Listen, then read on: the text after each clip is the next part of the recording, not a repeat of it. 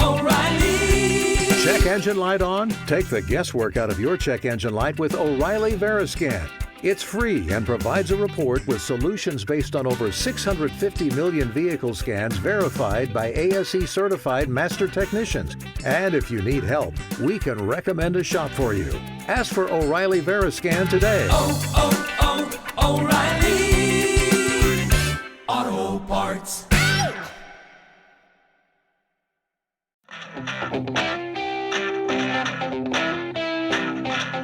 Bling blong, everyone. Our new podcast miniseries, Talking Mission Hill, is now exclusively on Patreon. Put on your spicy pants every Friday with a new podcast covering each episode of the cult series from Simpsons legends Bill Oakley and Josh Weinstein. $5 subscribers at patreon.com/TalkingSimpsons can hear every episode, plus all of our previous miniseries about Futurama, King of the Hill, and The Critic. So don't be a Beardsley. Sign up for Talking Mission Hill today. I heartily endorse this event or product.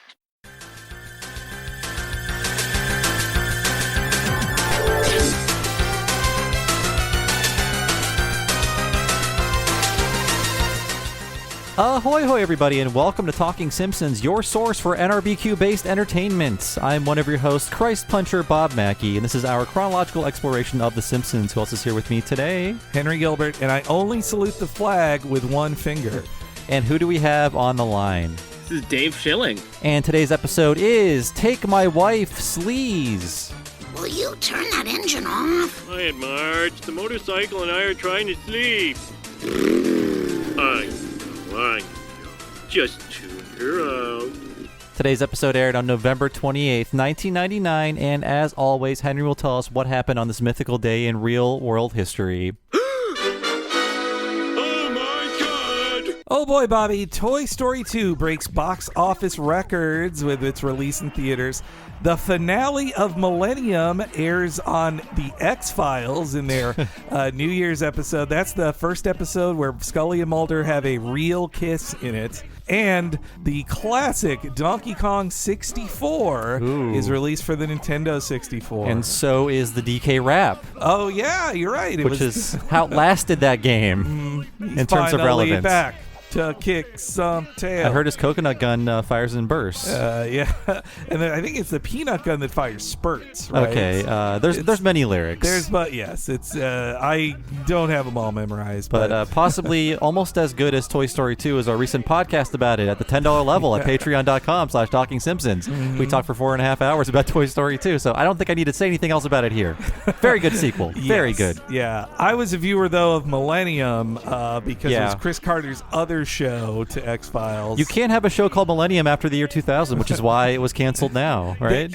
They hoped to go until it was 2000, but it got canceled the year before that. So they just had to do an episode of X-Files where Lance Henriksen comes in, and it's like a post-cancellation crossover that wraps up that plot line. What is the premise of that show? Basically, there's a cult that's planning to end the world when it becomes the year 2000, and Lance Henriksen is the man trying to prevent that cult from doing it. And in the episode of X-Files called Millennium, they team up, the three of them, Mulder, Scully, and him, to prevent the final plans of that cult. And so it gives him a happy ending in that episode. And then when it becomes the new year, the year 2000, Mulder and Scully share a kiss. And while they had technically kissed before, it was like a clone or mind control or a dream or all that stuff. But this was the real kiss of the real characters as it became the year 2000. But anyway, let's welcome on Dave here. Hey guys, I hated that episode of the X-Files. Oh, did you? I liked Millennium. It was a darker version of the X-Files in a lot of ways, more realistic. But boy, was it annoying to take an episode of the X-Files away and dedicate it to a spin-off that had been off the air for a while already. It's very strange. It's kind of self-indulgent of Chris Carter. Well, that's sort of his middle name, isn't it? Isn't Yeah. that kind of his thing, is being self-indulgent? We've heard some, at least one horror story about him on Simpsons commentary. Oh, yes. That I don't know if you've heard this story before, Dave, that when Stephen Hawking was filming or recording his lines for The Simpsons, he just came in, put an X-Files hat on Stephen Hawking, and took a photo with him and then left without even talking to this disabled man he was using for a photo op. This was before Instagram, too. I cannot believe that anyone would care that much about a photo op, that they would abuse a disabled man like that. But please don't use him as a prop, especially now. Oh, God. Yeah, Be very geez. tasteless. But yes, Dave Schilling, new guest of Talking Simpsons, TV writer and podcaster. Your new podcast, of course, is a Full Court Chat. Yes, it is a sports comedy podcast. Sports comedy is sort of like peanut butter and chocolate, I think, if you're a sports fan. It's basically me playing a more obnoxious, arrogant version of myself, interviewing great comedians like Carl Tart and John Gabris and a lot of other people about these characters that they're playing. They're playing, fake football players, fake figure skaters, fake professional wrestlers.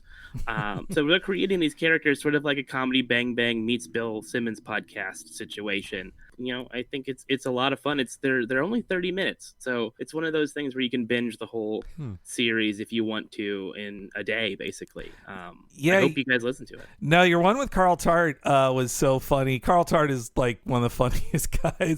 He's incredible, and I love how he constantly repeats your name. He's like, "That's right, Dave Schilling." He is a remarkable performer, and his is one of my favorite episodes. And this week's episode is with Lou Wilson. Lou, you can see Lou on American Vandal, and he's in King of Staten Island, the new Judd Apatow movie. So we got some good guests, man. I know you from your appearances on many wrestling podcasts. I'm a wrestling fan. I promise not to waste Bob's time with wrestling talk too much, but oh, you're allowed. It's I love talking about wrestling. It's great. It's the thing that both made me love entertainment and art and creativity, and also broke my spirit. So yes, it's a very important thing. I used to write for WWE, and it was a hard year, guys. I don't know what to say about that, but it was last year, and there were some good stories that we came up with, and there's some junk. And you can decide which ones I was responsible for and which ones I weren't on your own.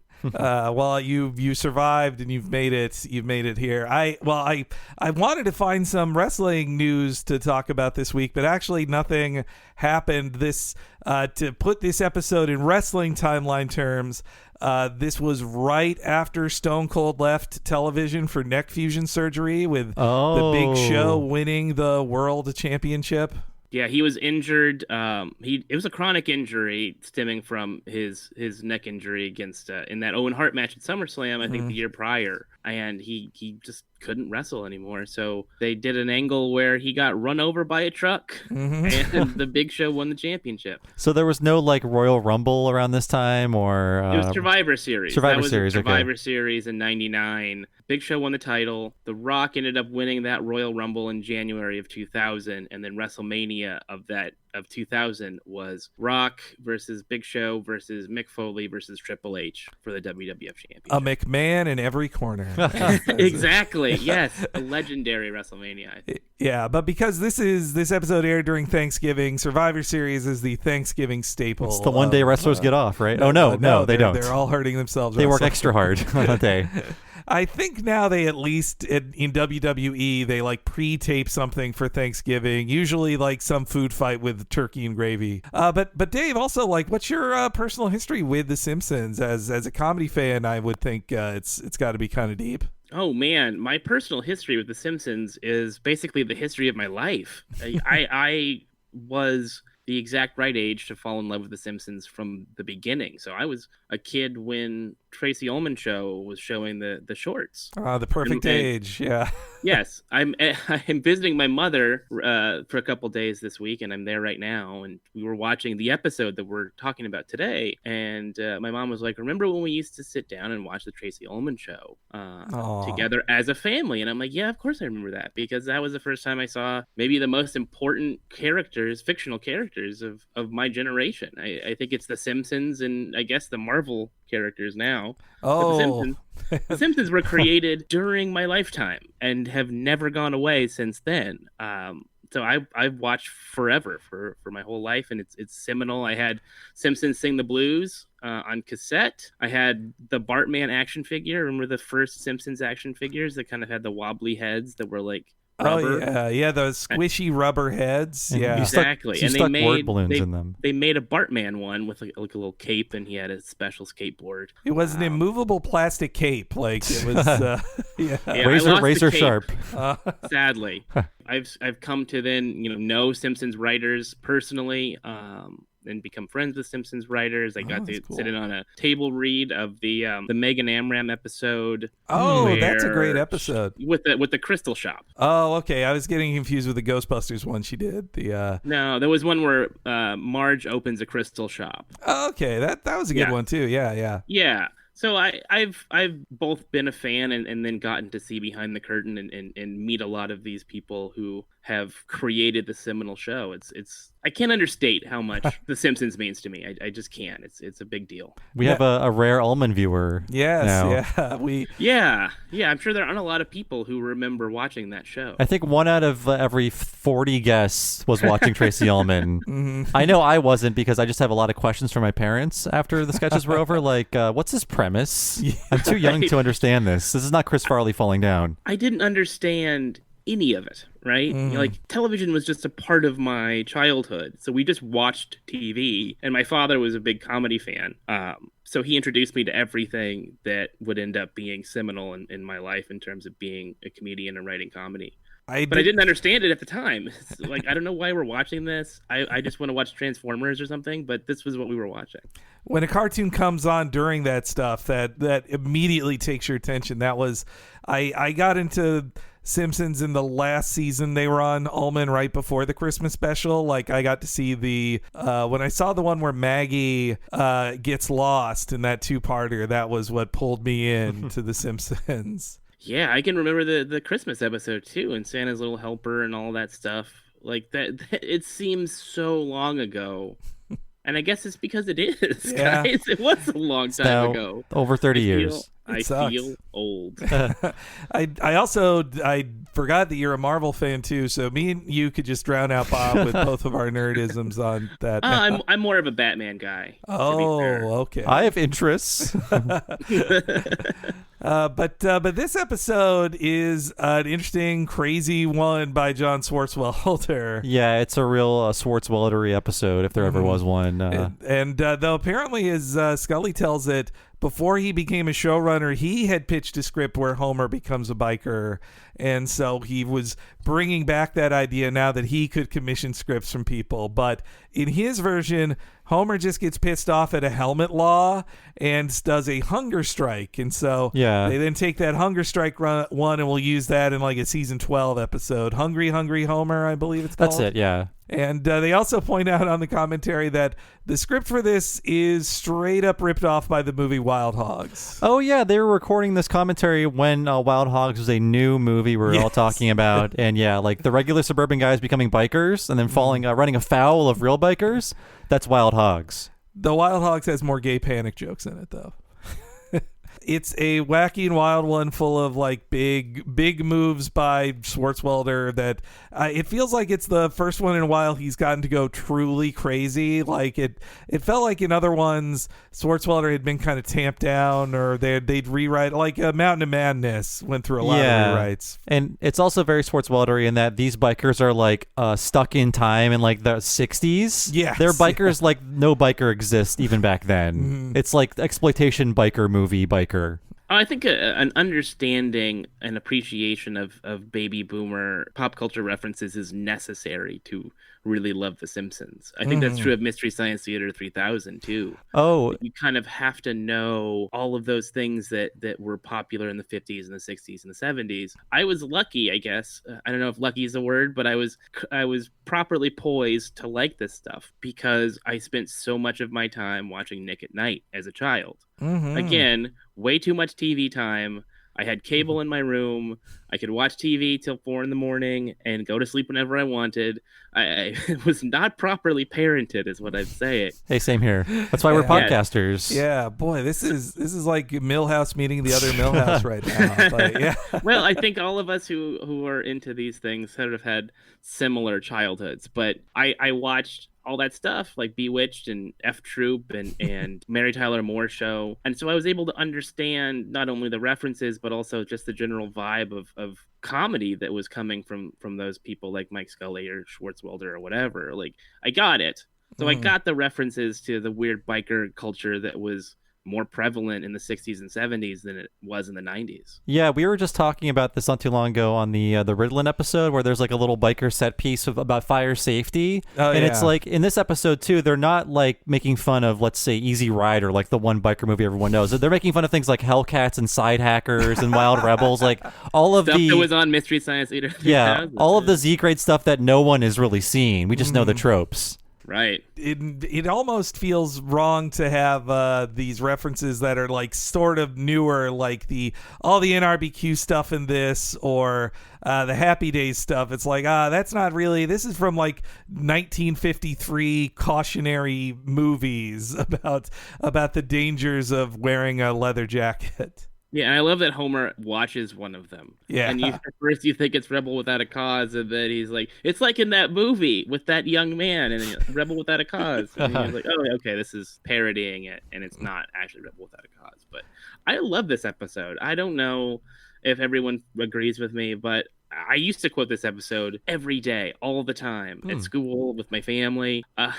When John Goodman's character breaks the pencil, and he's like, Mrs. Simpson, I killed my pencil. And Marge is like, no, you didn't kill it, you broke it. And then he just like so sadly looks at this pencil and he says, I broke him.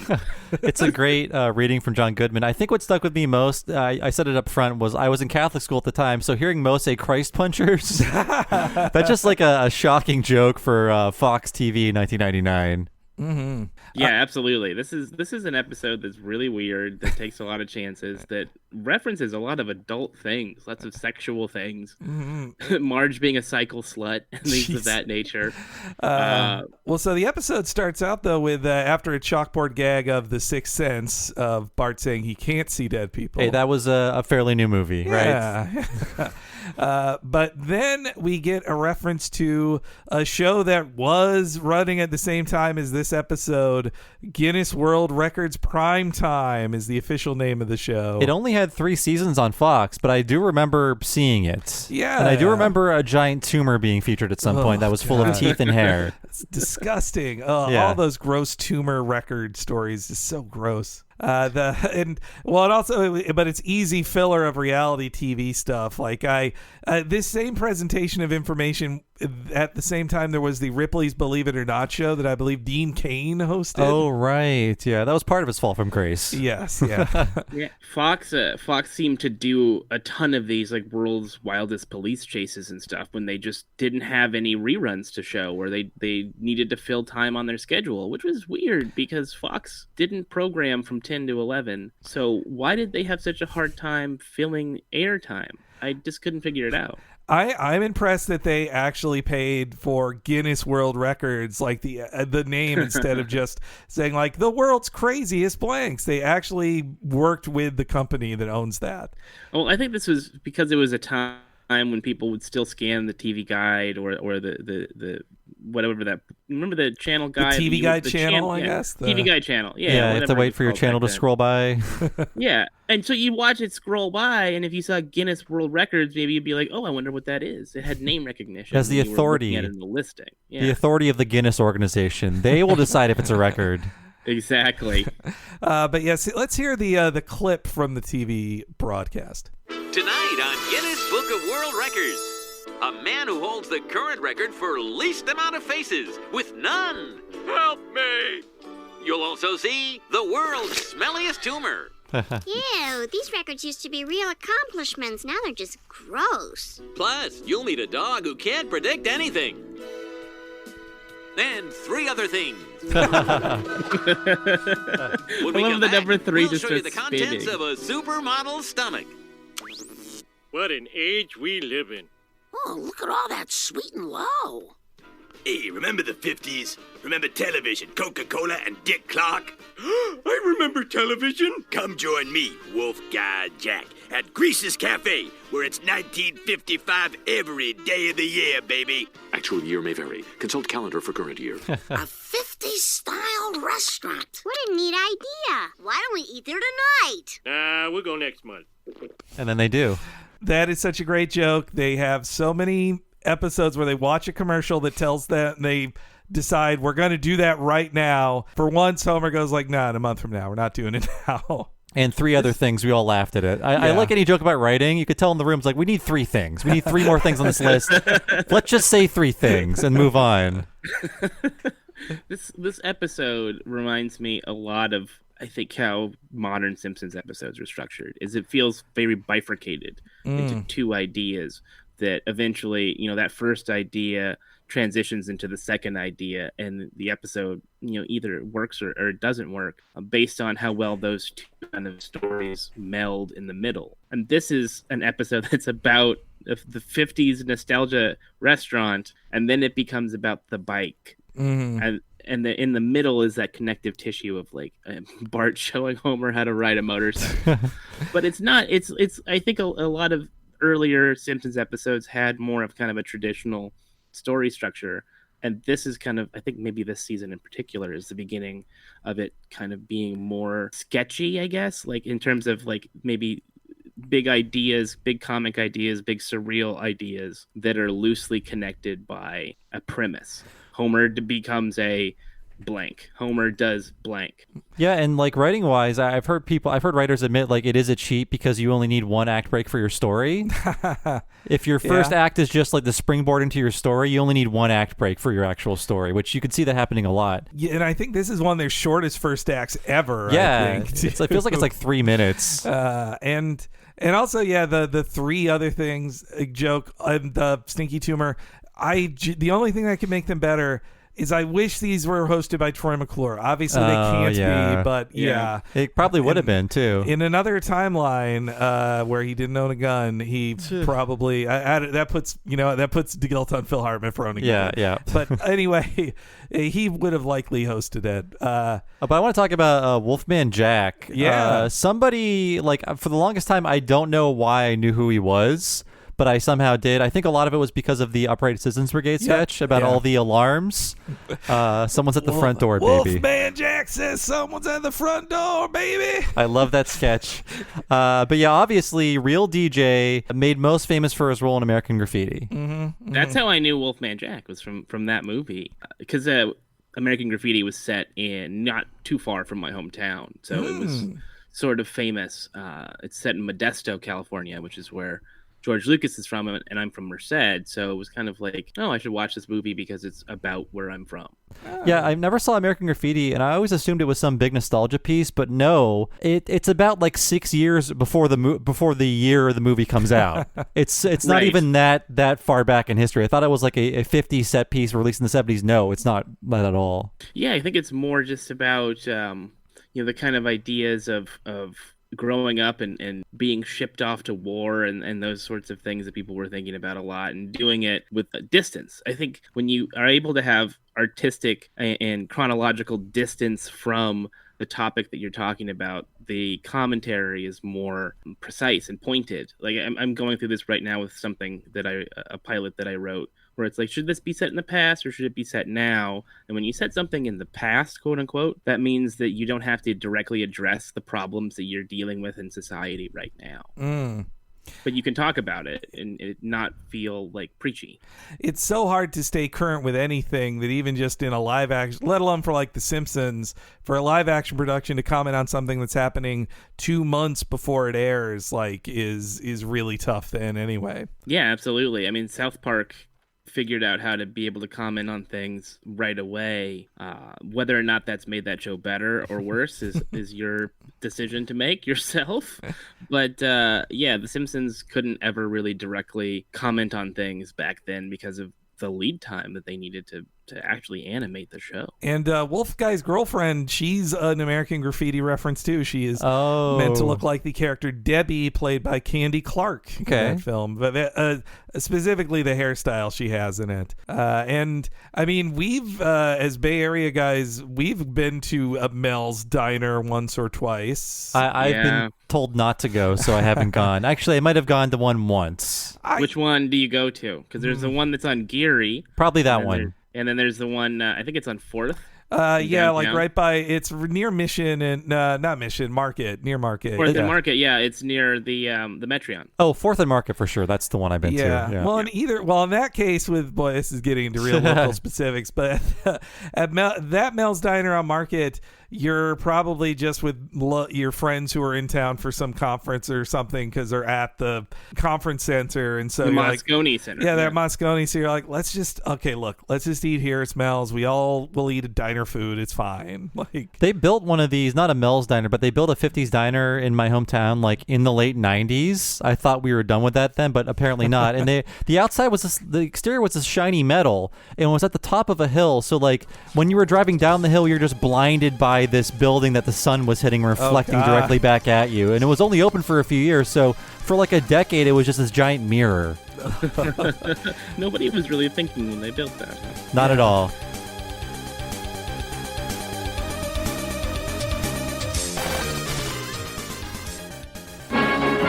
The Simpsons will be right back.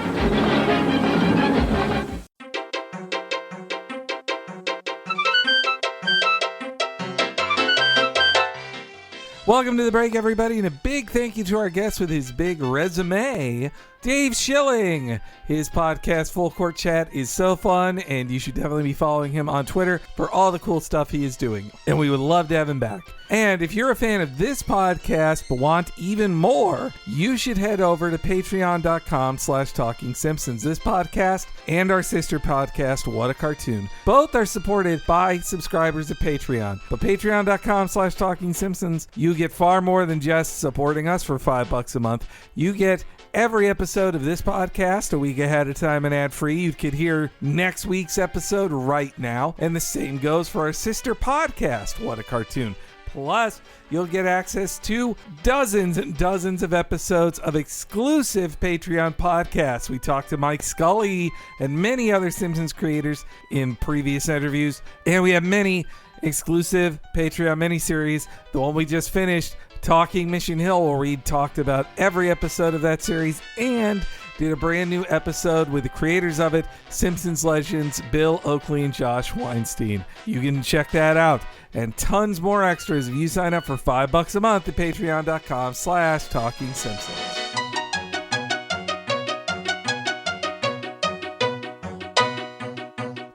But if you want a premium podcast worthy of being a Christ puncher, you should sign up at the $10 level at patreon.com/Talking Simpsons. Our premium level gets you all of that $5 stuff I just talked about, plus our monthly What a Cartoon movie podcast. Me and Bob cover a different animated feature film once a month, often for up to or even over 4 hours long. Recent films like The Black Cauldrons and Space Jam.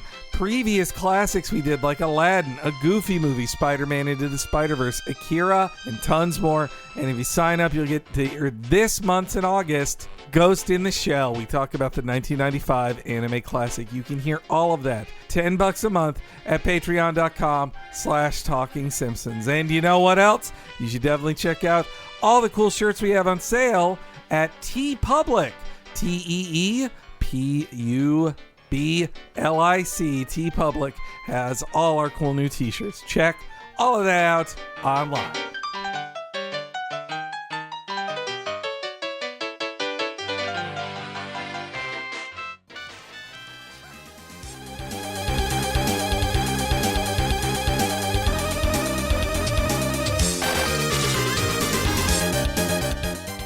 These types of restaurants succeeded because of the nostalgia from baby boomers. But I mean, I was trying to think of what's the closest our generation has. Like, definitely barcades are from a similar nostalgia restaurant sale point. It's trying to resurrect your feeling of going to like a Chuck E. Cheese or something. Dave and Buster's, I guess, is sort of like that, but without the animatronics and the whimsy of a place like Chuck E. Cheese. But places like Johnny Rocket, which this is what this is, still exist as big chains. And I I remember going to one of those around this time thinking, wow.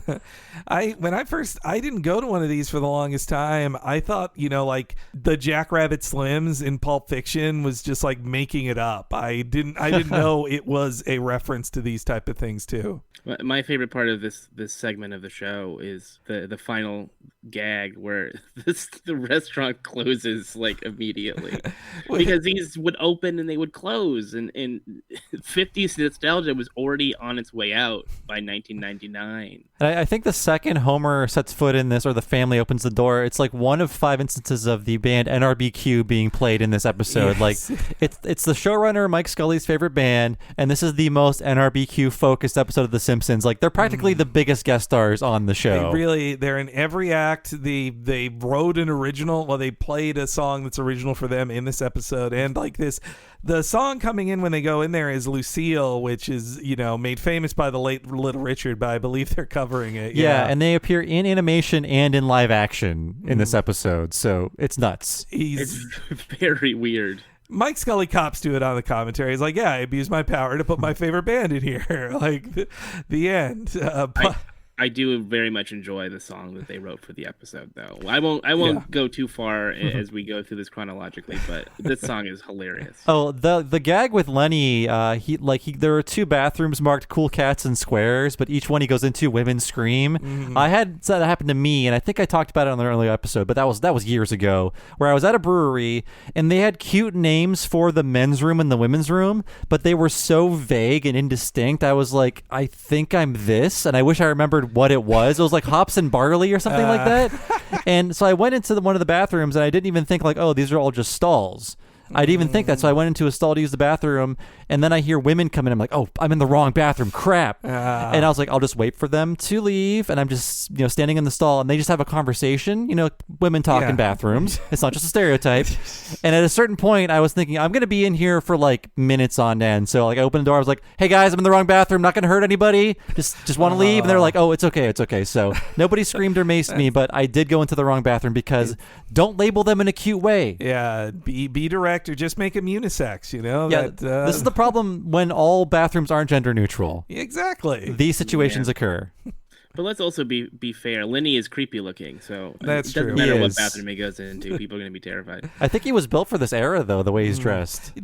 So the fact that it closes after this scene is surprising because when the Simpsons go there, it's a fully attended place, and everybody is in there in costume. Like, everyone dressed up 50 style to go to Greasers. And the headlines are pretty funny, too, especially like Beatles Unite being a headline. That's pretty great. And then Bart, in a thing that took 11 years to do, I'm shocked they waited this long, they meet Jay North, the original Dennis the Menace from the classic live-action show, which Bart had been compared to since he was intentionally made to be the new Dennis the Menace. He's this century's Dennis the Menace, as he said, right? It's true, yeah. And I think if you guys want to learn a ton about Dennis the Menace and the life of Jay North, our friend Paparina, that YouTube account, watch his knickknacks video for Dennis the Menace. You will learn quite a lot about it. He had a rough time, that Jay North. We were all tortured by that show and Lassie if you were watching Nickelodeon in the 80s. Worst. Boy, I watched way too much Dennis the Menace considering it was not good. But what else were you going to watch? These kids today, they can just Netflix up any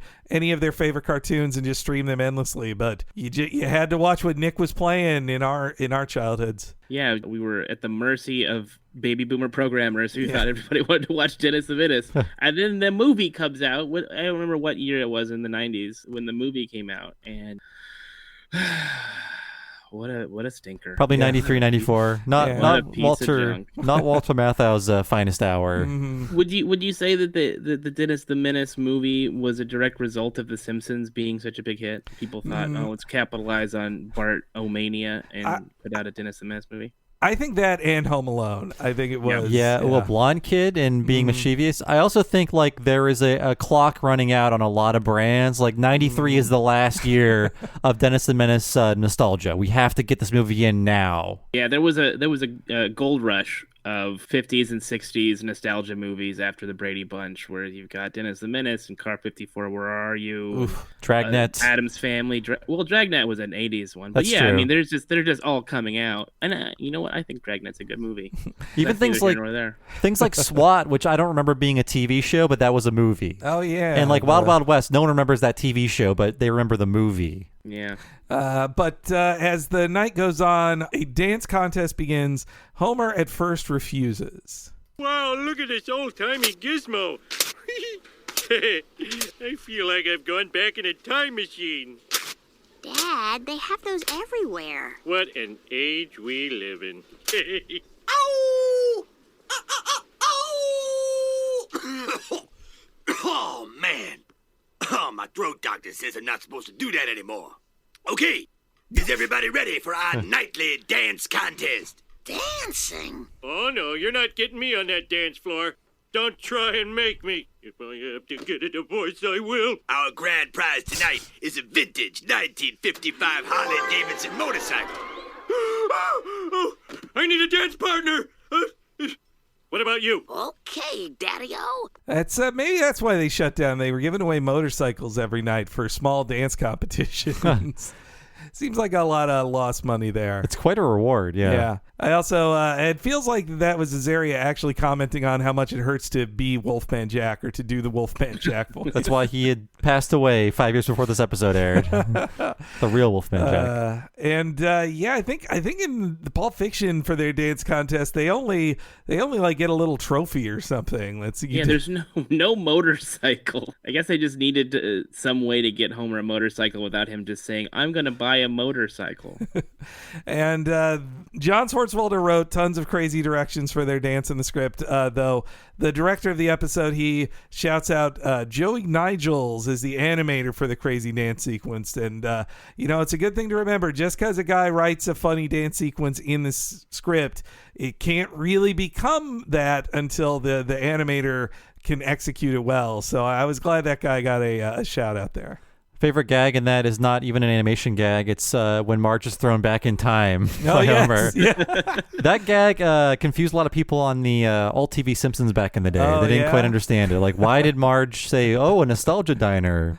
It's Superman rules. It's like when Superman flew around the world. You're right. But animation-wise, Homer's spinning Marge upside down, grabbing her end. by her hair. Yeah. Oh, yeah, that too. Spinning her at the end is a really good animation. Yeah, I love the smears on it. She takes some weird shapes, and but also, I think one of the most violent things Homer's ever done to Marge is swinging her by her hair, which I think is only made less concerning because Marge swings him by the foot right before that, so I guess it's at least equitable, I suppose. At this point in the episode, I've sort of lost track of the reality of what does this physically mean to these characters, because the show itself doesn't care.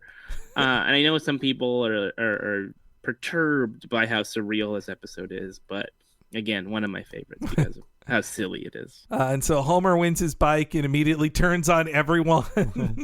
Just get away from me. Get away from I actually have a quick clip of that. That's great. Well, I've never seen such reckless disregard for a wife's well-being in my life.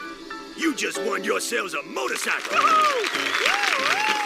It's mine. Finally, I've won the respect of my fellow men. Get away from it! That's great acting on Dan. I just love his get away from it, just the turn there. And there was a song that's not played by NRBQ in this episode, surprisingly. A rare one, yeah. The Mental House Rock. There's so much original music in this. It's actually pretty shocking. The Mental House Rock's fun. It's not the greatest, but it's a fun little parody of Jailhouse Rock. I wonder what time it came in. Maybe they thought getting the animation back even, they could have been there should be a different song here. We can't just play Jailhouse Rock or a similar sock hop song.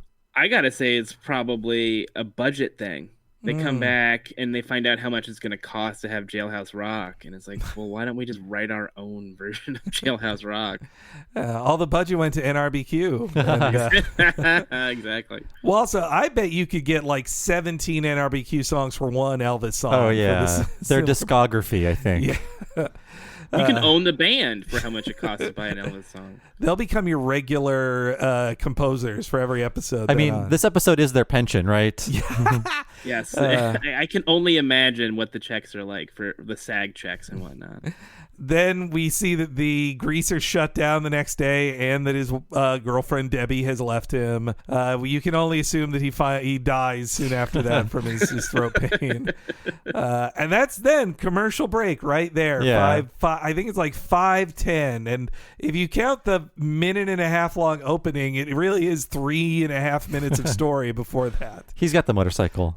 I wonder if they originally ended the commercial break. Seems pretty natural at the end of the song and the next bit. That I could see that being where the commercial was before, and then they moved it earlier. That feels more naturally the end of the first act. Yeah. It's nothing that happens in that first act comes back to be referenced later on in the episode. We're not like Wolf Guy. It doesn't Guy matter where the act break is. It's not like we're worried about Wolf Guy Jack and the plight of his restaurant business. Yeah, I That's assume not the he focus. does die, as you said. I think he suffers so horribly for the rest of his life.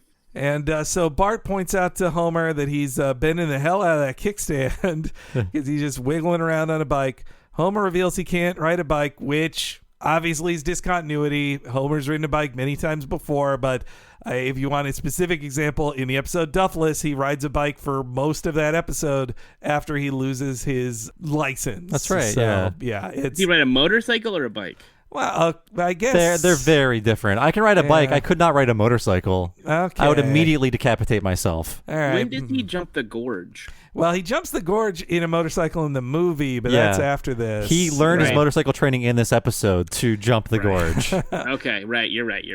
Okay, And well, I think that was more of a dirt bike, gentlemen. if we're being truly pedantic here, you're right. There's a great little gag too of Bart laughing through multiple scenes, which Nancy does a really good job with. Yeah. I would say points off for it being a retread of the same scene with Burns. Yeah, when he's laughing at the crippled Irishman. Yes, but Nancy really sells it, and I love the part where he Bart agrees to stop laughing and still can barely stop while talking. It's very, very funny. And then we get the next song in this episode, Mayonnaise and Marmalade, which here, I'll play just a second of it here. Man, you're bending the hell out of that kickstand, Dad. Why don't you just take it for a ride? Promise you won't laugh? Yeah, I promise. I don't know how. You're kidding. You don't know how.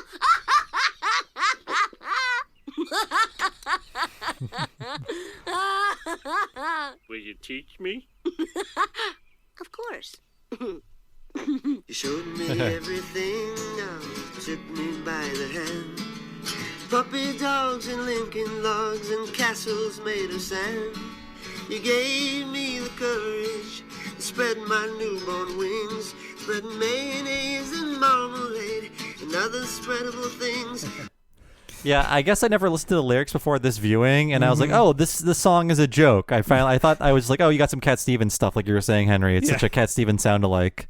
The line at the end where they sing, "If you weren't a man and you weren't my dad, I'd marry you." And then the pan up to the moon, and the moon turns around, and Bart and Homer are smiling at each other. That's so corny. I love it.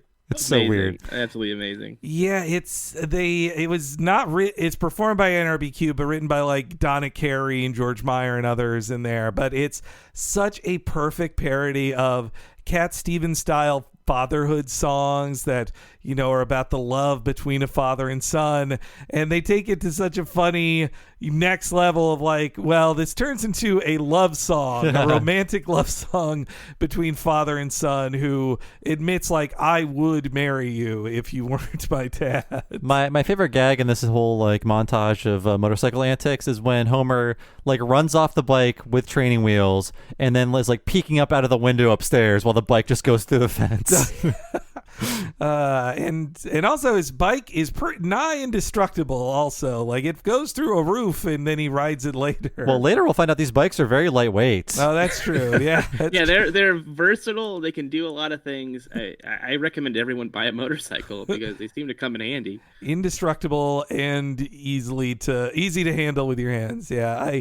Also Castellaneta is on the commentary. He says like he had recorded the original demo for the song, but didn't have a backing track, so he just kind of had to make it up. Oh, that's right. NRBQ had to figure out the actual like instrumentation of it. But yes, Homer, that shot of them on the moon, such a cute little shot.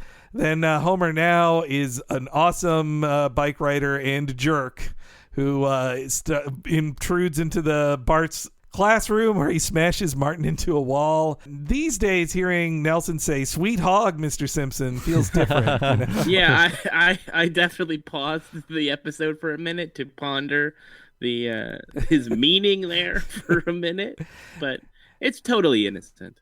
And I also like Seymour telling them, like, don't listen to him, children, but I already did. And then it cuts to the church. Homer's shouting over Lovejoy, which I blame Lovejoy for letting him bring a bike into the church. That's on him there. And the other parishioners are happy to have it end early anyway, so, you know.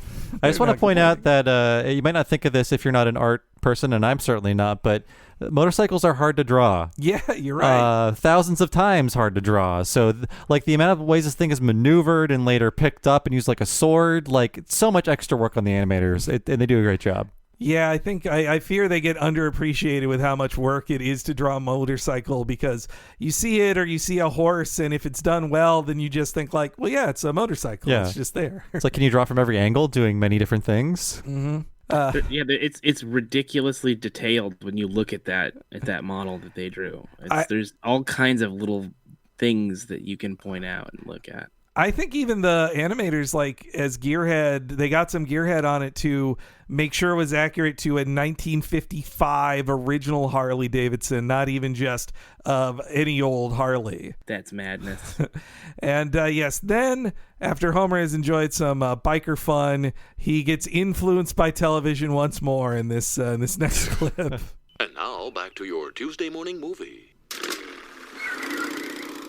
I don't know what's come over Jimmy. He won't do his homework. He only salutes the flag with one finger, and he comes home every night with other people's blood on his shirt. He's a rebel, I tell you. A rebel without a cause. Just like that boy in that popular movie we saw.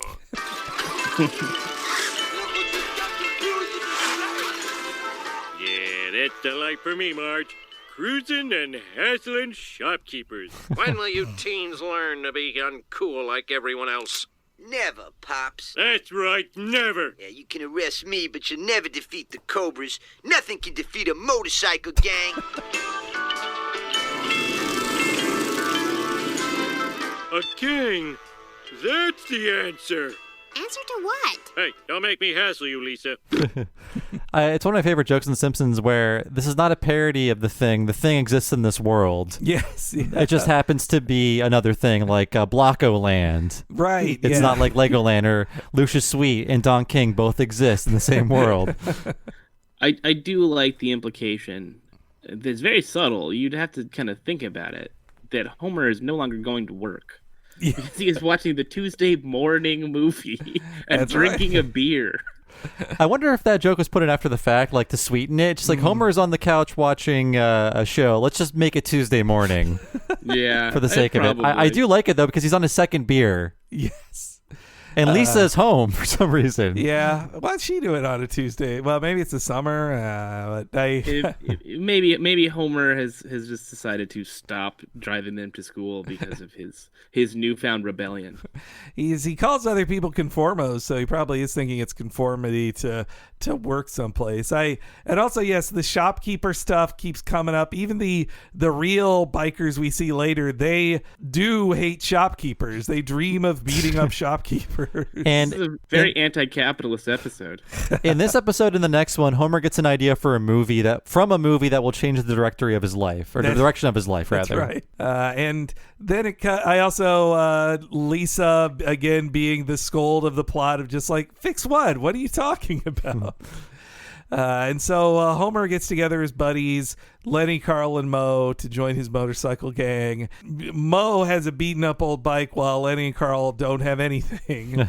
And then Ned wants to join in, which leads to, one, they bring back his classic rumpus room. Haven't heard about that in a while. There's a new toy in there, too. Yeah. Have any of you guys played bumper pool ever? I have not. I don't know the rules. I've seen... Absolutely not. It looks like it's for babies. Right. I've seen the tables at places, but like other games, I'm not sure what the rules are, if I'll damage the table in some way. So, yeah. Same with like snooker. What is that? That's for British people to tell me.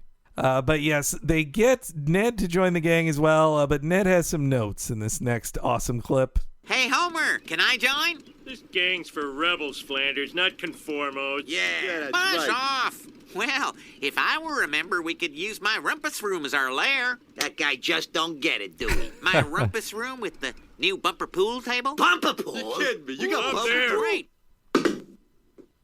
The first meeting of Hell's Satans is called to order. I move we reconsider our club name. Make it something a little less blasphemous. After all, we don't want to go to hell. How about the Devil's Pals? No. Or the Christ Punches. The Christ... I don't think you understand my objection. I'm the president, and the decision is mine. We're Hell's Satans. Besides, I already made our club jackets. Ooh, machine wash warm. Tumble dry. Ooh la la.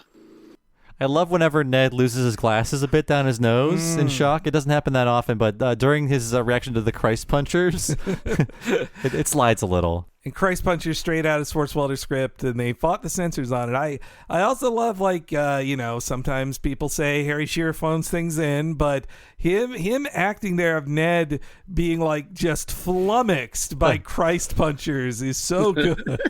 I don't think you understand my objection. It's really well delivered. The way he goes, like, the Christ. Yeah, so He can't even bring himself to say it.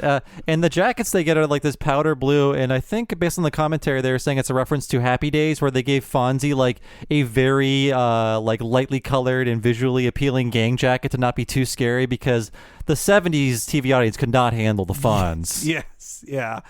We'll talk a lot about the Fonz in this, but yeah, he's coming up. The classic story. See, the three of us as Nick at Night watchers, we experienced Happy Days with a double retro lens on it, of them making fun of the things like how Fonzie never rides his motorcycle on screen, like in the early, because Henry Winkler didn't know how to ride a motorcycle. They just play a sound effect when you walk in the door.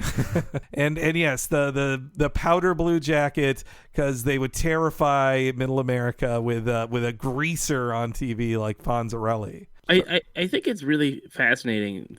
You look at this episode structure again. It's like this part of the episode could have been the episode. There are so many Simpsons stories where Homer gets the group together of his friends and they do a thing, like a barbershop quartet, or they start a bowling team or whatever. Just him and Flanders and Lenny and Carl and Moe forming a motorcycle gang could have been the episode.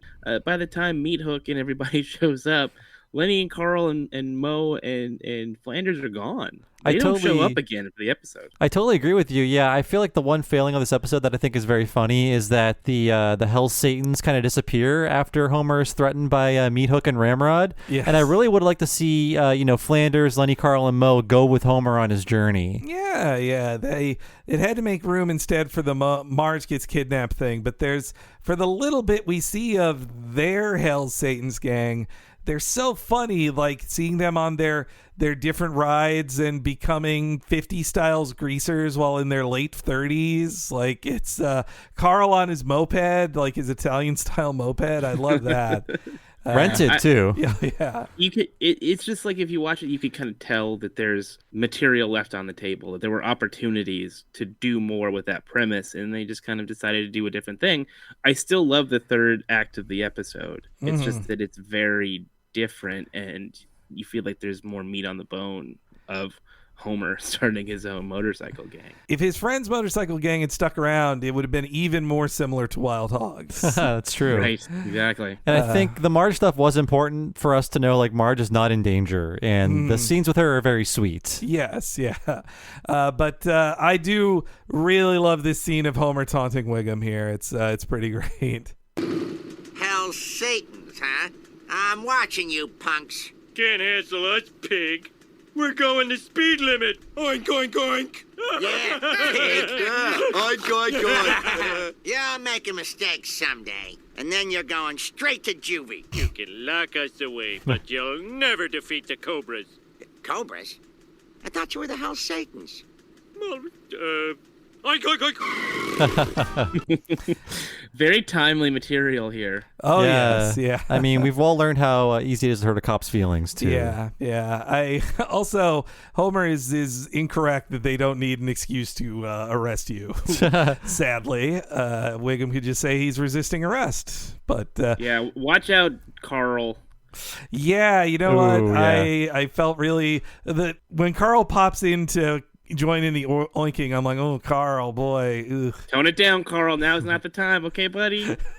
Wiggum could just say probable cause and have, like, dogs come out and, like, search them all. Colin, Eddie, and Lou. This is depressing. Yeah. Let's move on, shall we? Let's head to the Quickie Mart where but this was something that did remind me of a recent thing of I've never played that coins game they're playing, but now I just associate it with the Michael Jordan documentary that just came out because he plays it in the final game. Pitching pennies? Oh, is that what it? Yeah. Okay, I don't know the rules of this game. Well, you're not living in, like, the 40s. Right. Or Depression-era America, rather. But, I mean, Dave, you probably saw the final dance, right? Oh, the Last Dance? Last Dance, yeah. Pitching pennies is definitely a game that not a lot of people play anymore. And I don't understand how it works or why people do it, but it seems like a miscreant sort of game. Yeah, it's like gambling. Yeah, it's gambling being considered an illicit activity, not something that I associate with gambling anymore, just because it's so commonplace. But I guess at the time, if you're outside of a liquor store and you're gambling, you're rolling bones or you're pitching pennies or something, you're a bad kid. Apparently, there's like 6 slang terms for pitching pennies in British English. So there's pap, penny up, keely, nippy, pitch and toss, chucks, or jingies. Wow, those boy. There's a lot of street gambling happening in the UK, I guess. Like a lot of British slang, they all sound like a slur of some kind too. I'm like, but I was saying jingies in quotes, okay? Yes, these are all quotes. Yeah, please don't. Please, guys, come on now. Don't call Carl that. Oh no. But as Apu chases them off, I do like the entire time in the background you can see Ned just terrified. Like he's so scared. And Apu promised Manjula he wouldn't use a broom, but this is America. Yeah. Damn it. It's they're drawn to look like the American Gothic painting too. It's weird to see Manjula in a non-Apu and Manjula episode. And they paid Jan Hooks for the appearance too. Well, is the next episode the episode with the octuplets? That was actually the previous episode, the one right before this. Got it. So maybe they just kind of crammed it all together in terms of recording, but I guess you still get paid for multiple episodes if you do multiple episodes. I'm glad Jan Hooks got to cash in there. She could have been. She was probably too expensive to be a utility player used as often as Phil Hartman was, but she's that good. She doesn't need to just be pigeonholed to doting wife Manjula. So they then cut to Homer in bed reading a scandalous magazine. I do think Homer taking a photo of Marge sleeping in her underwear and sending it to a magazine is a new low for him, definitely. And admitting that she would have said no if he had asked her. Yeah, pretty fucked up. There's a lot of questionable Marge material in this episode, from her, being abused during the dance competition to the illicit photographs of her as a cycle slut to the orgy and the implications of what the biker gang is going to do to her. It's that part of it has not aged well at all. Yeah. The as our friend says at Paparina, the past was a mistake. But yeah, you know what? Before I play our next clip, we are recording this one a couple months out, and you always got to be careful on Talking Simpsons when you talk about guest stars over a certain age. Yeah. So it's time to play our cautionary anti-death jingle here. Buzzards, I ain't dead yet. So John Goodman and Henry Winkler. Yes, the Fonz himself here playing the sidekick to Meat Hook Ramrod, and John Goodman, who's like, he's great in everything. I love him. Yeah, in fact, he was getting into, like, he had done voice acting roles before this. I believe he was in that awful movie We're Back, A Dinosaur Story. Oh, yes. Playing a T-Rex or something. But around this time, he was in a ton of stuff. Like, in a month, he'd be on Futurama playing Santa Claus, and he'd also be playing Pacha, I believe, in Emperor's New Groove. Oh, yeah. And, like, just a ton of voice stuff around this time for John Goodman. He'd be in Monsters University a couple years after this. Yeah. It was probably recording it at the time of doing The Simpsons as well, knowing how in advance Pixar does stuff. What's interesting about John Goodman as a voice actor to me is that his voice is so recognizable that he can't really disappear into the part that he's playing, but he is so good at every line delivery in this episode. I think everything that Meat Hook says is funny, including the lines I've already mentioned that we'll get to later. He's fantastic, and he elevates the script. Not that it's a bad script. I think it's a great episode, but he really makes it so much funnier just by being such a compelling guest character. Yeah, you're right. He's not a guy who does a bunch of voices or can play other people, but he's so good at the type of guy he gets cast in, like a biker type dude. Like, I mean, his character in let's call it The Connors. That's what it's called now. Like, he ran a bike shop. Like, it fits Ford Connor, one of the character. family's many failed businesses. And also, it's interesting. A year after this episode aired, he was starring in a one-season show for Fox as well, Normal, Ohio, where he played a gay man moving back to town, which that was a show run by Bob Cushell, the writer famously who had some problems when he briefly wrote for The Simpsons. So he was not put in TV jail. No, he was not. No, he's he's a white guy, so oh my, you're right. If I sneezed wrong, I'd be in TV jail. But Bob Cushell lucked out there. But yeah, and then we've got you pointed this out on a previous one we did, Bob, that this is a real Happy Days run for The Simpsons here. Oh yeah, because up next we will have Gary Marshall. No, the last episode. Oh, last episode. We're recording these all out of order. Yeah. So we just had Gary Marshall, and now we have the Fonz himself. And Ron Howard before that. Yeah. So again, where's Donnie Most? Gotta find him. Some Potsy, baby. That's sweet. But sit on it. It being The Simpsons. But yeah, why don't we hear our two big guests here as they confront Homer? We're the Hell Satans out of Bakersfield. You're the Hell Satans? What a fun coincidence. My gang's name is also the... Shut up! You stole our club name. According to our bylaws, we gotta stump you. Take off that jacket, man. Okay. Now, eat it.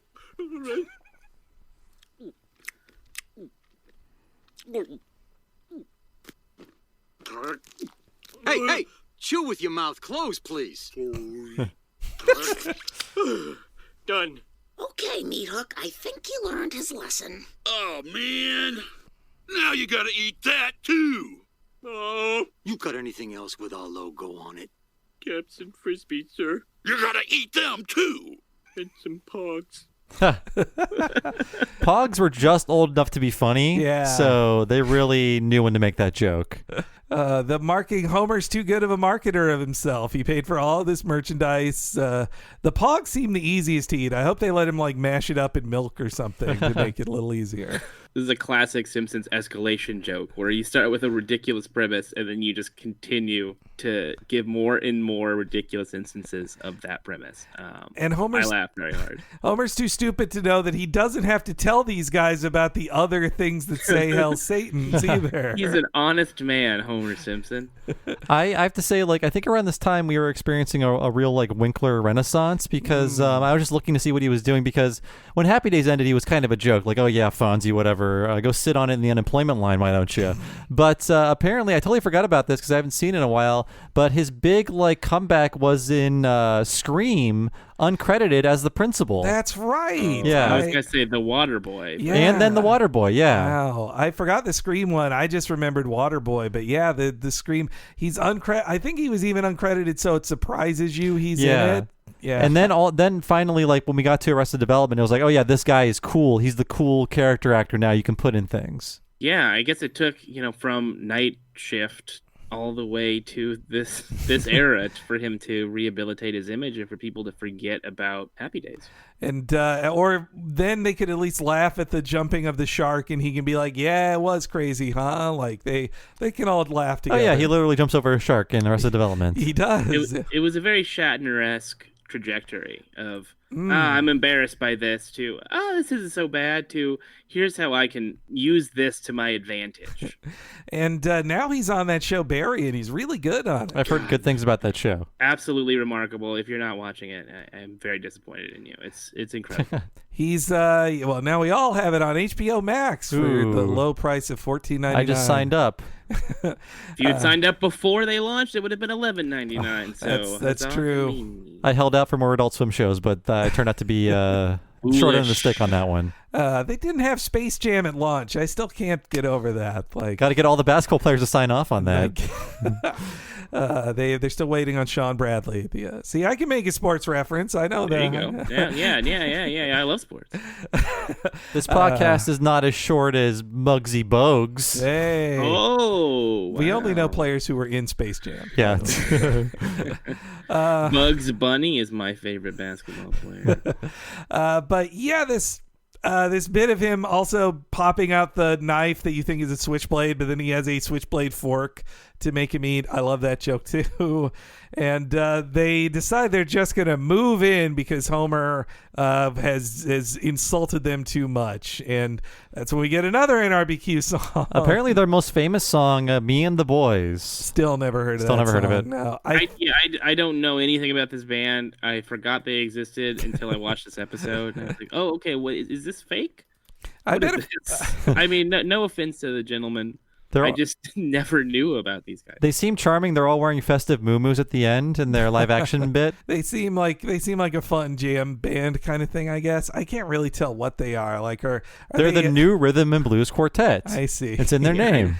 I think it's the perfect kind of thing that a comedy writer would like. Yeah. A white comedy writer. No offense to white people or comedy. Hey, it's just like, this is kind of weird. I like this. I do like their song about Lou Albano. Oh, I got to hear that one. I haven't heard this one. Also, in the biker gang, as we pan over the audience, we get to see two that are based on a writer and an artist for the show. The one, if you see one in a hat with a feather in it, that's made to look like Ron Hauge. And there's another guy who has a bandana and a long black ponytail. That is Lance Wilder, who was a character designer on the show. So those are cute little shout outs in there. I think, though, the family, once the bikers move in, the family should leave. Just be like, the house is yours. Like, we're out of here. Just get that abandoned sign and just hang it on the door. Yeah. But yes, Homer finds out that the cops aren't so helpful in this situation. I think it's great you've chosen to crash here, but do you have to be so messy? Yeah, it's part of being a lowlife.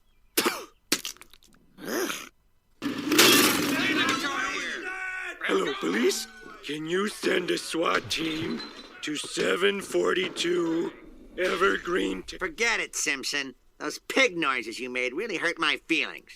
Looking like a pig as I do. But you have so much inner beauty. Well, be that as it may, the gang is wanted in 8 other states, and we have a little saying around here.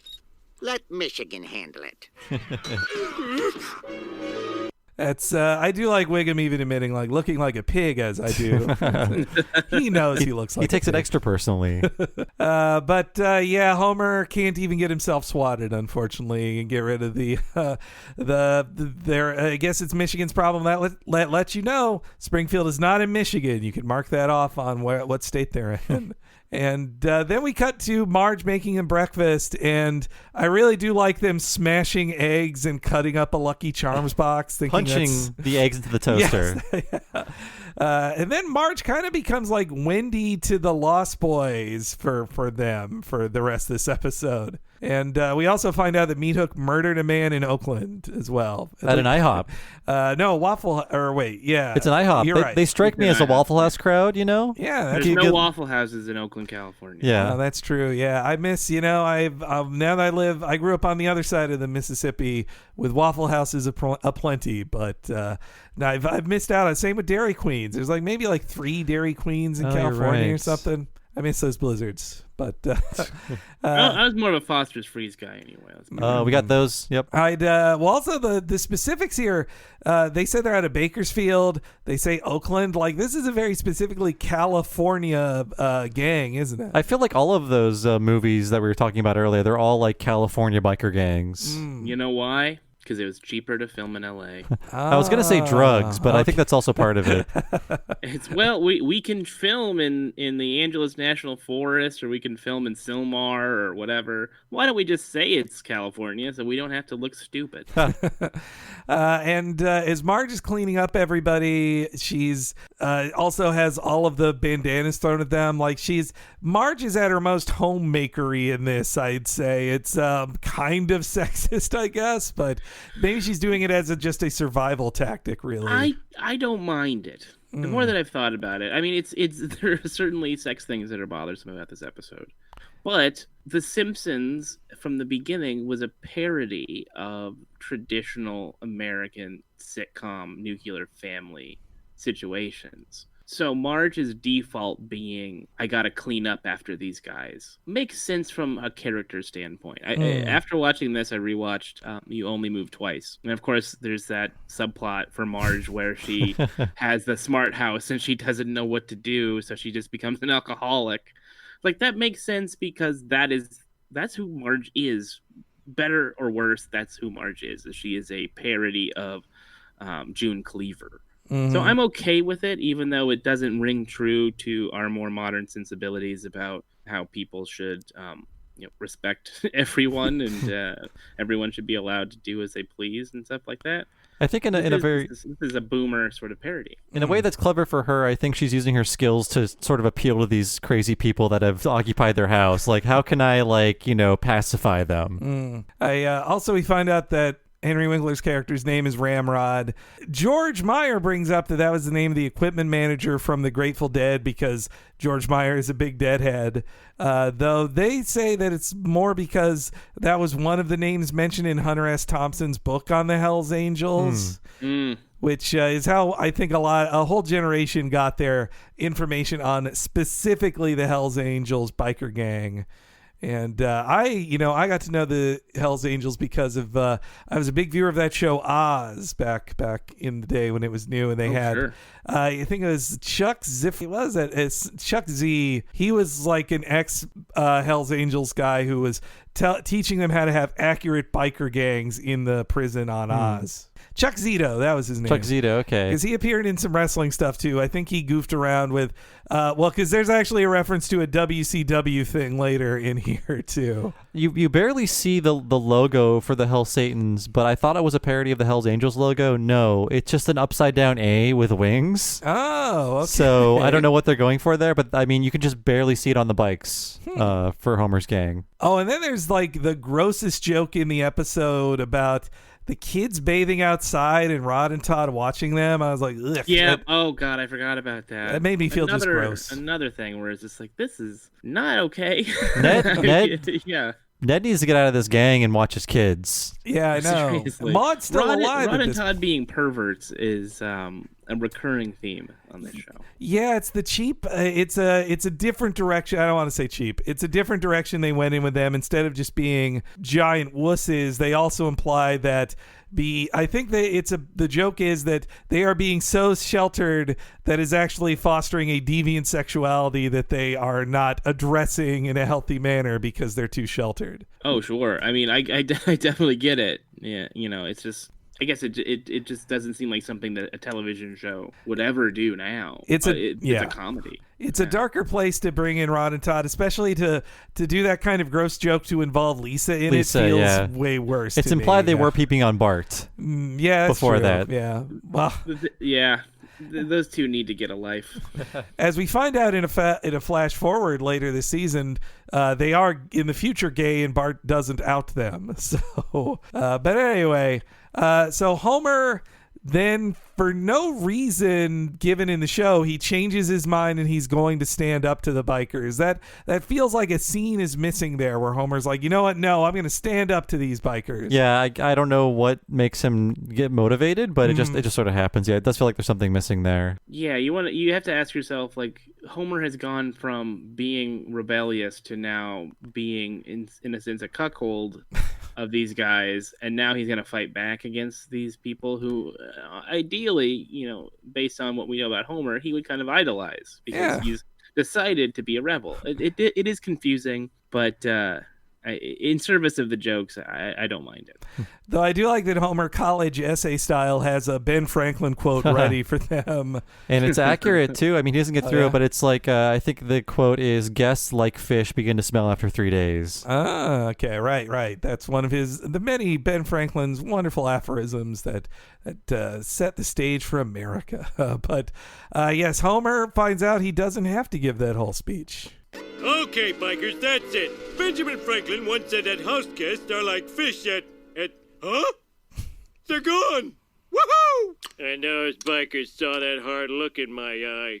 You know that hard look I get sometimes? And they ran away like schoolgirls with their tails between their legs. Way to go, Dad. Hey, where's the food? And why aren't I at school? Yeah, someone really dropped the ball here. Marge! Dad, there's a note on the back of your head. Really? Read it. Thanks for letting us crash in your pad. We had a very nice time. Oh, that's sweet. P.S. We've taken your old lady.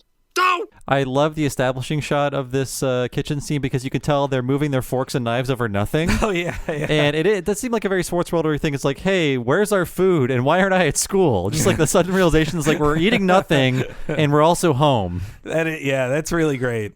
There's also the total throwaway joke where there's the pin in Homer's head, and then of course Bart puts the pin back after he takes the note. No reaction from Homer about getting a pin jabbed in the back of his skull. None at all. Good Foley too. Ugh, yeah, very, very gross. Yeah, the Bart just also the way he puts it back in, the way you would with a corkboard, like not even looking, like just putting it back on there.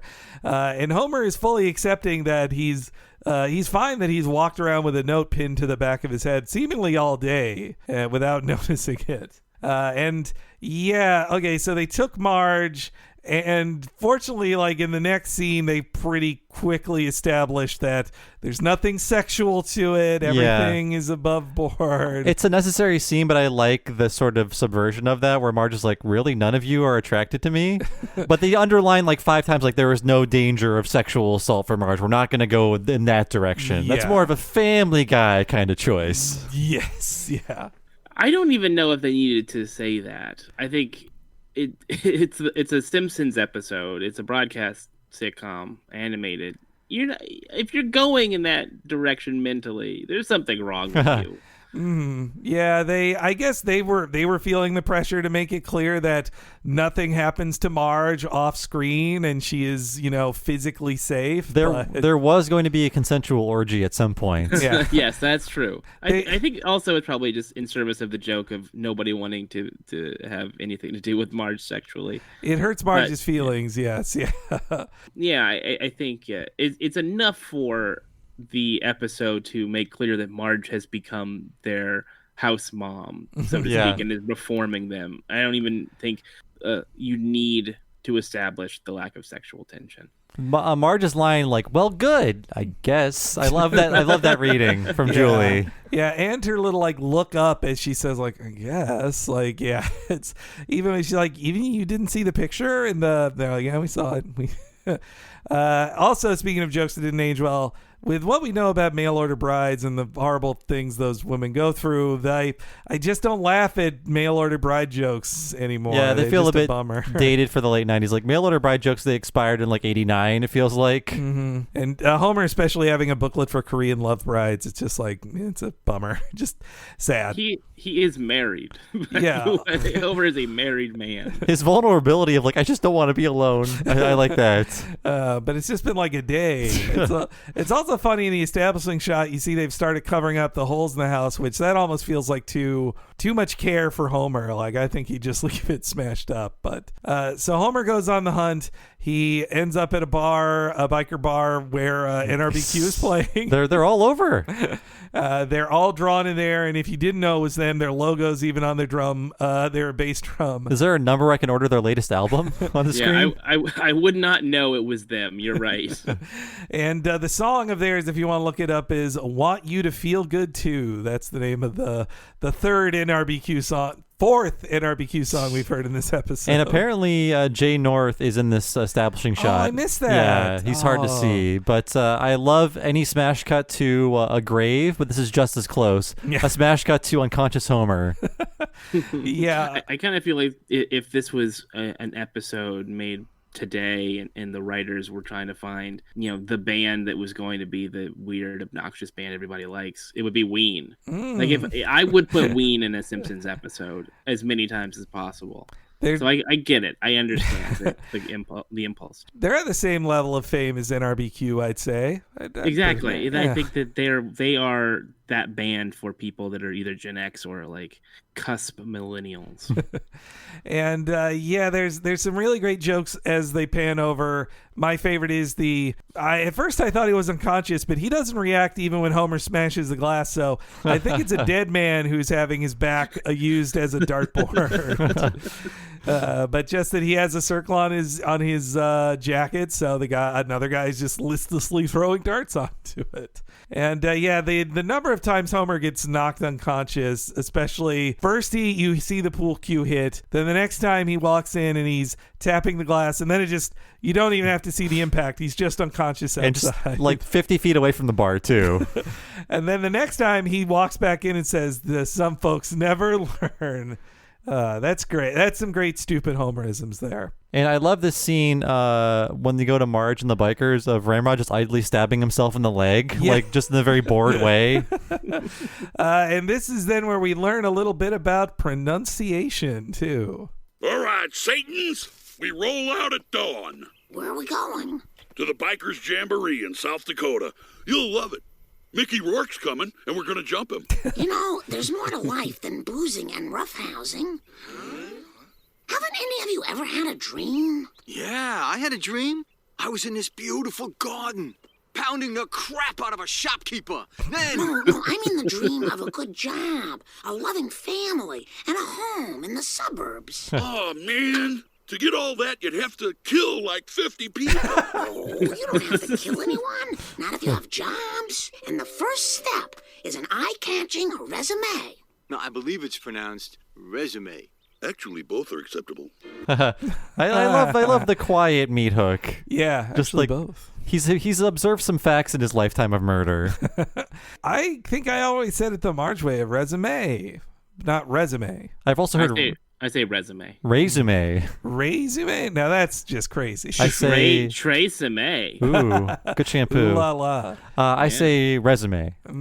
I like on the resume. It's fun. It's inviting to me. Brits, they get to just say CV like that. Yeah. That cuts down on the confusion, I suppose. But that came out of a real thing of just Julie Kavner pronouncing it that way. Other people in the room going like, well, wait, is that right? That sounds wrong. And then they look it up to not have to fully correct Julie Kavner and be like, you know what? It's fine. They're both fine. Those Harvard goons should know. Scully's not a Harvard guy. Maybe he was the mistaken one there. Also, this talk of going to the South Dakota biker rally. It reminds me of the Sturgis Biker Rally, which I only know because WCW, the wrestling organization, indulgently had multiple pay-per-views happen there. Wow. Road Wild. Yeah. The first one they called Hog Wild, and Harley Davidson sued them because hog is their thing. It's true. Road Wilds were very weird because, so Eric Bischoff, who's running WCW, he is a Wild Hogs type guy who is like, oh, I'm a rich guy, but I'm also kind of a bad boy on a motorcycle. So he was like, we're going to have a wrestling event at this Sturgis thing, and every biker can go to this for free. Like, they were free wrestling pay-per-views. They got no money, and they let's just say that those bikers, if you listen to them, not too receptive to some of the wrestlers who weren't white there. Oh no. Yeah, and maybe didn't know anything about WCW or the storylines or the characters, and just only cheered for Hulk Hogan, who had just become a bad guy. Yeah, it's the first time hearing of racism in biker gangs. Yeah. Wow. I know. Yeah. It's a thing that I wish they'd addressed in this episode. Yeah, I know. It's not. I'm kidding. I do not address this. Is The Simpsons. Don't do that. But that's the only way I know the Sturgis Biker Rally thing. But Mickey Rourke also, he had in the film Harley Davidson and Marlboro, in the Marlboro Man, Mickey Rourke plays a person named Harley Davidson. So do they fight? But I couldn't be bothered. Apparently, like Harley Davidson and the Marlboro Man, yes, not Harley Davidson versus the Marlboro Man. So what do you think? That's true. They're buddies. It's not like Ford versus Ferrari. Those guys don't fight either. I mean, no, it's sort of like Butch and Sundance, but they're these characters that have weird names. I love that they plan to jump Mickey Rourke, though. They're really excited. He's going to be there, and we're going to beat him up. Think about Mickey Rourke, you can't tell if he's been beaten. Oh boy! Oh brother! And take that. And so then Homer also gets the directions to where they are from a gas station guy who at first I thought was Donnie, but it's not Donnie. It's not Donnie. But he sees all kinds of stuff. But he is voiced by Carl Wiedergott, the guy who will do like one voice an episode during the Scully seasons. I think just to shake things up so it's not Dan, Hank, or Harry. Let Harry know he can be replaced. You're right. It's a warning. They just struck and got a big raise for their voice acting, so maybe that Wiedergott was like their safety there. Yeah, then after Homer gets that information, cuts back to Marge teaching them stuff. I do love that she teaches them about killing pencils, breaking them, and that they've been fully defanged right when Homer arrives. Talk to him. Use your words. Homer, stop it. We've given up our violent ways. We just want to live peacefully with your wife. No, my wife is not a doobie to be passed around.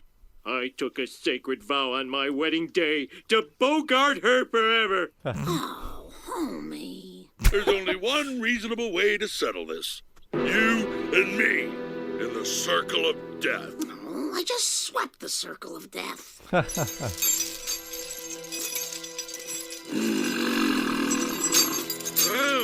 Fight, fight, fight, fight, fight, fight, fight. And then a crazy ass fight begins. Yeah, after Is this how Wild Hogs ends too? I think they trick the other biker gang. I think it's something to do with that. So yes, Tim Allen uses his wits yet again.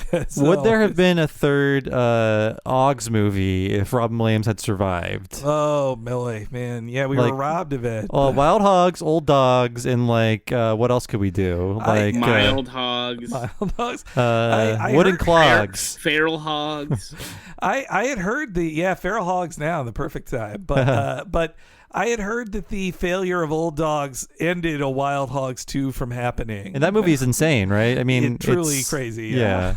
It's poor Bernie Mac. It's his last role too. Oh, yeah, man, you're bringing me down. That series is steeped in tragedy. They didn't even know it. God, yeah, man. It was. I forget that came out that was after his passing, right? Or there's that movie Soul Men too that came out right around with him and Samuel L. Jackson. Yeah. I just know he's a man that has a puppet suit that Robin Williams has to wear. Right. Yeah. What a ridiculous... Sorry. No one watched Old Dogs. I think a lot of us watched it ironically.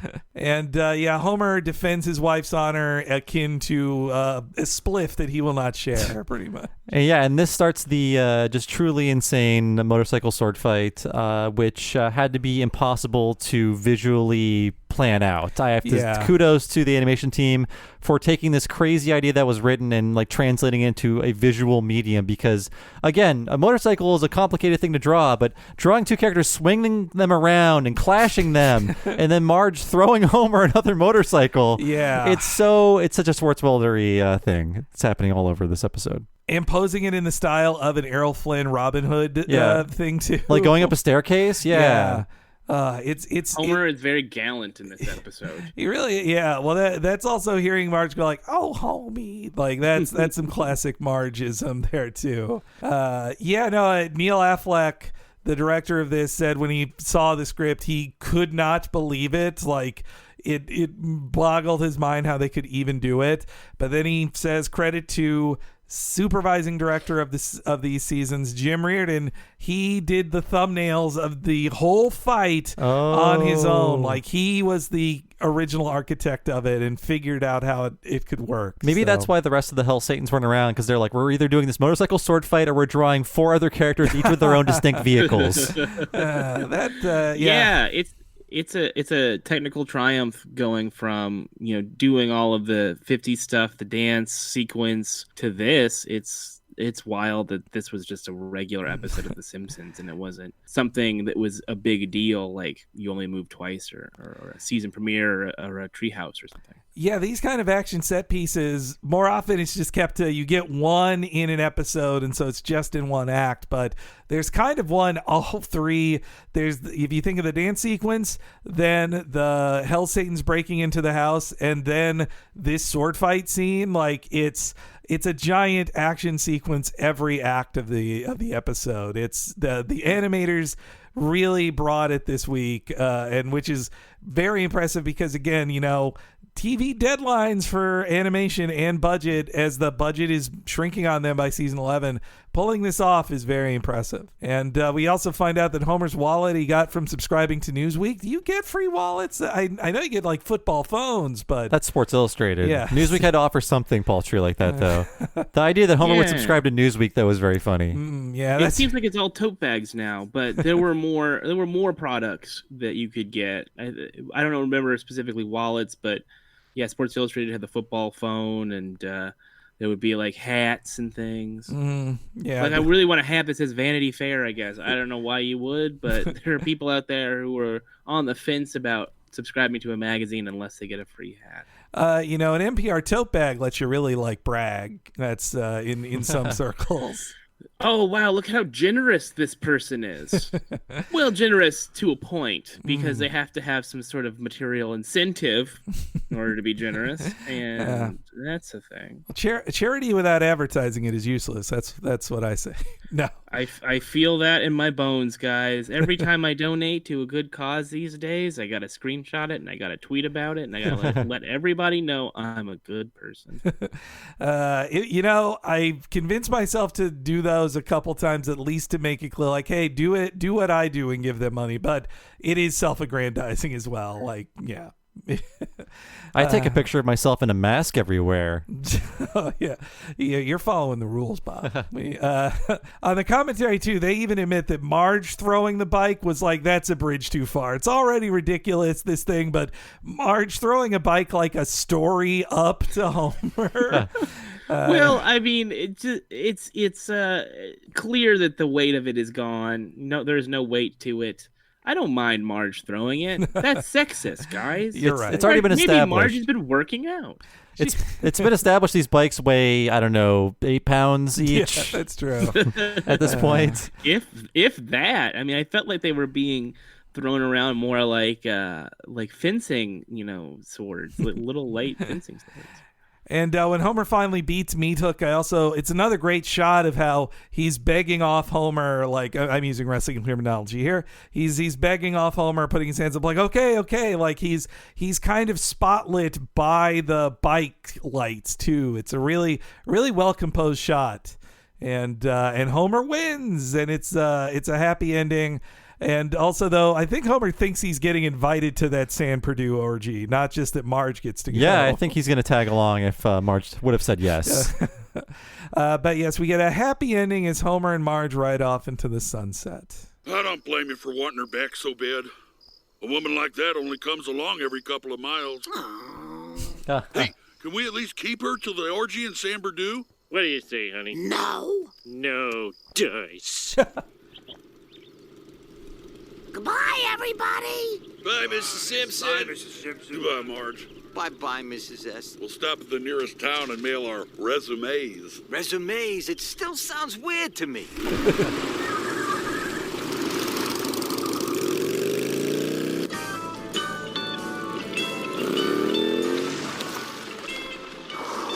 Why are we stopping here? Taking care of some unfinished business. Go, go, go!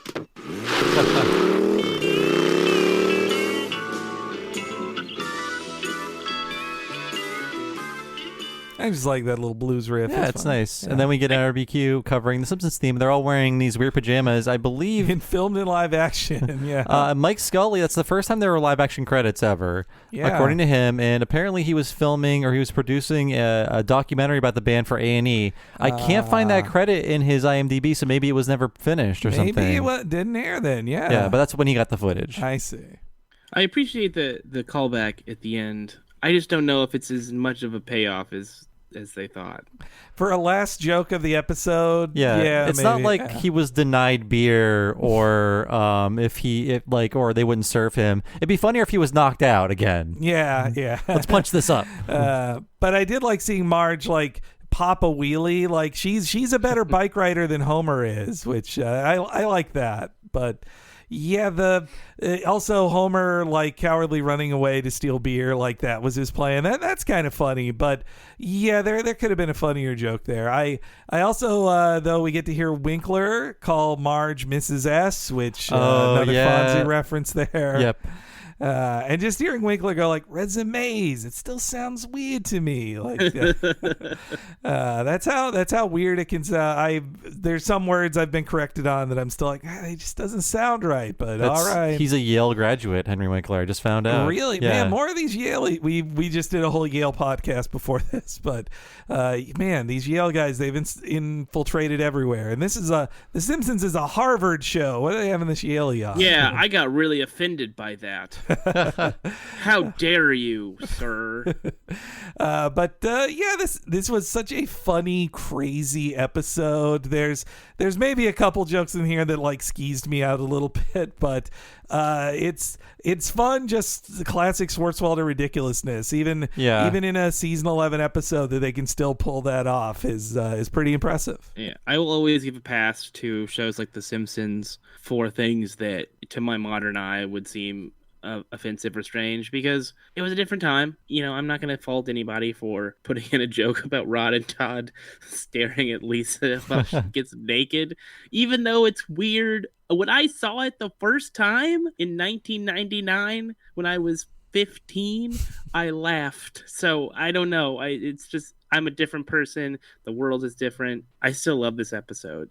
I forgot which one this was, and then as it's going on and it's unspooling, I'm like, oh yeah, this episode was one of my favorite episodes, to the point where when I would make mix CDs for people, I would throw on clips from this episode. Oh, cool. Sprinkled around my little mixes of songs and stuff that I stole from Napster. Ooh. I miss putting in fun clips in a mix CD. That's though when I did that with a Christmas CD for somebody, like of just a bunch of holiday songs, and I put in like a Patton Oswalt bit that's like a minute long in there. My friend complained, just like, I just had to skip that every time. I just wanted to hear the song. It's quality comedy. Yeah, this episode. Oh, you didn't want to hear the Black Angus Patton Oswalt bit? Oh, I guess you're not a fan of being entertained. That's a deep cut. As for me, like I thought I didn't like this one, but then I watched it, I was like, oh, this is hilarious. Maybe at the time I was just like, oh, it's just a bunch of crazy nonsense, but that's why I like it. And frankly, there are only so many Swartzwelder scripts left at this point, so we have to treasure every one. That's true. He would leave in like 2003. Sad. I mean, even at this point, he's just a freelance guy. He hasn't been he's credited as a consultant, not even a producer on these seasons. But yeah, pretty soon he'll be heading off to his own sunset of writing his novels, his many comedy novels. Mm-hmm. But speaking of running off in the sunset, on the commentary, they even copped to like, oh yeah, wait, Simpsons movie ends with Marge and Homer riding off on a motorcycle too. Yeah, I forgot about that. Yeah. Oh, but Dave, thank you so much for coming on. This was great, man. First-time guest. We have so much in common. We got to have you back. Absolutely. It was a thrill to get to rewatch this episode and to sort of remember why I love The Simpsons in the first place, because we take it for granted, guys. Mm-hmm. If you're listening to the show, you probably don't. But there are people out there who do, who are just take for granted the fact that The Simpsons has been on for almost our entire lives. And start watching the new episodes, okay? Support the people who still make The Simpsons, you jerks. Well, Dave, you set it up front, but let's remind people again all the cool stuff you're doing. Okay, so please follow me on Twitter at Dave_Schilling. You'll get updates on all the things that I'm doing. And the biggest thing that I'm doing right now is my podcast, Full Court Chat. It's a comedy improv podcast about sports. It's very funny. You can subscribe on Apple Podcasts, Google, Spotify. What are the other ones? Breaker, Audio Boom, and Anchor, and whatever. If you listen to podcasts on one of those weird ones I've never heard of, then I don't know. What are you? An anonymous, or you're in one of those Antifas or something? I don't know. Why are you not just listening to podcasts on Apple? Okay. Oh, I'm on Downcast. I'm sorry. Oh boy, simplify your life, people. What are you doing? Simplify, man. Simplify, man. Yeah, this was a pleasure. I will absolutely come back. Awesome. I love rewatching The Simpsons, and this was fun. Cool. Lots of fun. Thanks for joining us. Of course. Thanks, guys. So thanks again to Dave for being on the show. He will be back. But as for us, if you want to support our stuff and get all of our episodes 1 week ahead of time and ad-free, please go to patreon.com/TalkingSimpsons. And if you sign up there at the $5 level, you get all of these episodes 1 week at a time and ad-free, and also access to everything behind the $5 paywall. Once you sign up, you will immediately be able to access everything we made just for Patreon at the $5 level over the past 3+ years. And boy, howdy, that is a lot of podcasts. The most recent of which was our mini-series Talking Mission Hill. We went through, or are currently going through, I forget when this podcast will launch, but at some point in time, we will have finished all 13 episodes of Mission Hill with the Talking Simpsons treatment. And there are so many other miniseries we've done in the past, including Talking Futurama and Talking Critic, and so many more things there. Too much to list here, but again, once you sign up for $5, you'll get access to all those things right now, immediately up front at patreon.com/TalkingSimpsons. And Henry can tell everybody out there what's happening at the $10 level, which involves one mega long podcast once a month about a movie for patrons at that level or higher. That's right. Our What a Cartoon Movie podcast is only for $10 and up subscribers at patreon.com/TalkingSimpsons. If you want to get all that $5 stuff and then a 1 monthly premium podcast extra, $10 a month gets you the podcast where me and Bob do the Talking Simpsons treatment to a different animated feature film. We have a huge back catalog now, over 80 hours of podcasts. We talked about some of our most recent ones on this episode, like Space Jam and Toy Story 2. And I believe our most recent one at this time is The Black Cauldron. So you'll want to check out all of those in the huge back catalog. Patreon.com/TalkingSimpsons, $10 a month. So as for me, I've been one of your hosts, Bob Mackey. You can find me on Twitter as Bob Servo. My other podcast is Retronauts. It's a classic gaming podcast all about old video games. Find that wherever you find podcasts, or go to patreon.com/Retronauts. Sign up there and get 2 exclusive episodes once a month. Again, that is patreon.com/Retronauts. Henry, how about you? You can follow me, Henry Gilbert, on Twitter as well at HENEREYG. I'm sure to tweet about lots of fun things and also politics stuff, so please follow me there. Plus, you should follow the official Twitter account of this podcast. At Talk Simpsons Pod is where you will stay in the loop about all the cool stuff going on whenever a new podcast goes live for this, or What a Cartoon, our sister show, or any of our miniseries, on the Patreon and on the free feed. Stay in the loop by following at Talk Simpsons Pod on Twitter. Thanks for joining us this week, folks. We'll see you next week for Grift of the Magi, and we will see you then.